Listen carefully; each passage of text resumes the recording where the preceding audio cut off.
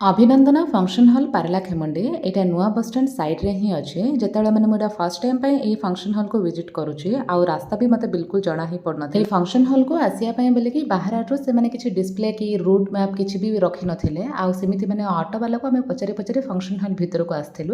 ଯେତେବେଳେ ମାନେ ମମି ପଛରେ ଆସିଲେ ନା ସେ କହିଲେ କି ବସଷ୍ଟାଣ୍ଡ ପାଖରେ ହିଁ ଓହ୍ଲେଇ ପଡ଼ିକି ସେଇଠି କ'ଣ ଡିସପ୍ଲେ ବୋର୍ଡ଼ ଅଛି। ଆମେ ପଳେଇ ଆସିଲୁ ମାନେ ପଛ ଗେଟ୍ରୁ ଆମେ ପଳେଇ ଆସିଲୁ। ଟୋଟାଲ ଏଇ ଫଙ୍କସନ୍ ହଲ୍ଟା ଦୁଇଟା ଫ୍ଲୋର କରାହେଇଛି। ମାନେ ଫର୍ଷ୍ଟ ଫ୍ଲୋରରେ ଏମିତି ଲଞ୍ଚ ଏରିଆ ମାନେ ବହୁତ ବଡ଼ ଲଞ୍ଚ ଏରିଆ କରାହେଇଛି। ଆଉ ତାପରେ କ'ଣ କି ଉପର ଫ୍ଲୋରଟା ଅଛି। ଉପର ଫ୍ଲୋରଟା ହେଉଛି ପାରଲାଖେମୁଣ୍ଡି ଫରେଷ୍ଟ ଗେଟ୍ରେ ଆମ ଘର। ଫରେଷ୍ଟ ଗେଟ୍ର ଅପୋଜିଟ୍ ଘର ଆଣ୍ଟିଙ୍କର ଝିଅଙ୍କର ଆଜି ଏଇଠି ଏଙ୍ଗେଜମେଣ୍ଟ ଅଛି। ଆଉ ଏଙ୍ଗେଜମେଣ୍ଟର ସବୁ କିଛି ସଜବାଜ ହେଇଯାଇଛି। ଆଉ ଉପର ଫ୍ଲୋରଟା ନା ବହୁତ ବଢ଼ିଆ ସେ ସେମାନେ ସଜବାଜ କରିଛନ୍ତି। ରିଙ୍ଗ ସେରେମନି ଆହୁରି ଷ୍ଟାର୍ଟ ହେଇନଥିଲା। ମୁଁ ଆଉ ମୋ ପୁଅ ହିଁ ଫର୍ଷ୍ଟ ଗେଟ୍। ଆମ ସହିତ ନା କ୍ୟାମେରାମ୍ୟାନ୍ ହିଁ ଆସିଥିଲେ। ମାନେ ଆମେ ଟିକେ ଶୀଘ୍ର ହିଁ ପଳେଇ ଯାଇଥିଲୁ ତ ସେଥିପାଇଁ ବୋଲି ମାନେ କେହି ବି ଗେଷ୍ଟ ଆହୁରି ଆସିନଥିଲେ। ଫଙ୍କସନ୍ ହଲ୍ଟା ବି ବହୁତ ମାନେ ବଢ଼ିଆ କରିଛନ୍ତି। ମାନେ ସେଣ୍ଟ୍ରାଲ ଏସି ରଖିଛନ୍ତି।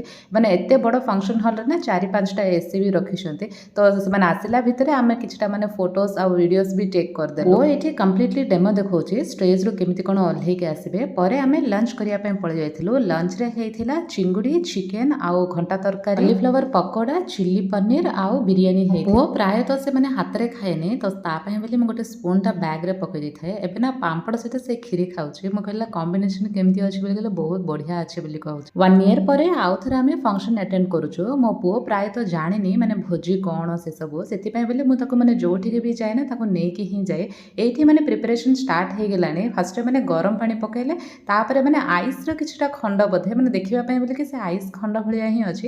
ବାକି ଆଇସ୍ ନୁହଁ କାରଣ ଆଇସ୍ ତ ପକାଇଲେ ଏମିତି ମାନେ ମେଲ୍ଟ ହିଁ ହେଇଯିବ। ବ୍ୟୁଟିଫୁଲ୍ ଅପକମିଂ ବ୍ରାଇଡ୍ ଆଣ୍ଡ ଗ୍ରୁମ୍ ଗୋଟେ ଡ୍ରିମ୍ ଲ୍ୟାଣ୍ଡରେ ହିଁ ଚାଲି ଚାଲି ଆସୁଛି। କ୍ୟାମେରାମ୍ୟାନ୍ ଆଉ କୋ ବଏସ୍ ବହୁତ ମାନେ ଚେଷ୍ଟା କରିଛନ୍ତି ଏଇ ମାନେ ମାହୋଲଟାକୁ ବନେଇବା ପାଇଁ। ସବୁ କିଛି ଠିକ୍ ଠାକ୍ ଅଛି। ବାକି ସେମାନେ ଯାହା ବି ମାନେ ସଲିଡ୍ ଆଇଟମ୍ ସେ ପାଣିରେ ପକାଉଥିଲେ ନା ଆଉ ପାଣିଟା ବି ନା ବହୁତ ଗରମ ପାଣି ହିଁ ନିଆ ହେଇଥିଲା। ମାନେ 4 ହାଣ୍ଡିରେ ଗରମ ପାଣିଟା ପକାଇଲେ ସେଥିରେ କିଛି ମାନେ ବସ୍ତାରେ ଗୋଟେ ସଲିଡ୍ ଆଇଟମ୍ଟା ନିଆ ହେଇଥିଲା। ମାନେ ହ୍ୱାଇଟ୍ର ସଲିଡ୍ ଆଇଟମ୍ଟା ଯୋଉଟାକି ମାନେ ଫାର୍ଷ୍ଟ ସେମାନେ ଗୁଣ୍ଡ କଲେ। ଗୁଣ୍ଡ କରିକି ଛୋଟ ଛୋଟ ମାନେ ମଗ୍ରେ ପକାଉଥିଲେ। ପରେ ସେ ଧୂଆଁଟା ବହୁତ ସ୍ମେଲ୍ ଆସୁଥିଲା। ମାନେ ଏତେ ସ୍ମେଲ୍ ଆସୁଥିଲା କି ମାନେ ତଣ୍ଟିରେ ଯେମିତି ସେ ଧୂଆଁଟା ପଶି ଯାଇଥିଲା ସେମିତି ସ୍ମେଲ୍ ଆସୁଥିଲା। ଆଉ ଏବେ ଏଇଠି ଗୋଟେ ଲଭ୍ ପ୍ରପୋଜାଲ୍ ହେଉଛି। ମାନେ ବହୁତ କାଶ ବି ହେଉଥିଲା। ପେସେଣ୍ଟ ଯଦି କେହି ଥିବେ ନା ସେମାନଙ୍କୁ ଏମିତି ଏନଭାୟରନମେଣ୍ଟ ବିଲକୁଲ ପଡ଼ିବନି। ଆଉ ପରେ ଏମିତି ମାନେ ରିଙ୍ଗସ୍ ଗୁଡ଼ା ପଳେଇ ଆସିଥିଲା। ଆଉ ଫାଇନାଲି କେକ୍ ଯଦି ମୋର ଏ ମିନି ବ୍ଲଗ୍ଟା ଆପଣମାନଙ୍କୁ ପସନ୍ଦ ଆସିଲା ତାହେଲେ ଯିବା ପୂର୍ବରୁ ପ୍ଲିଜ୍ ମୋ ଚ୍ୟାନେଲକୁ ସବସ୍କ୍ରାଇବ୍ କରିନିଅନ୍ତୁ।